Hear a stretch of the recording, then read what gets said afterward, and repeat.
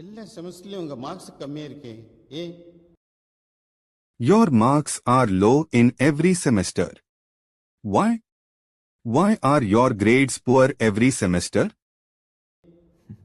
பயம் sir. Fear, sir. It's because of fear, sir. ஆரம்பத்தில் ஸ்கூலில் படிக்கிறப்போ நல்ல மார்க்ஸ் தான் சார் வாங்கிட்டு இருந்தேன். In the beginning, when I was in school, I used to get good marks, sir. At first, when I was in school, I scored well, sir.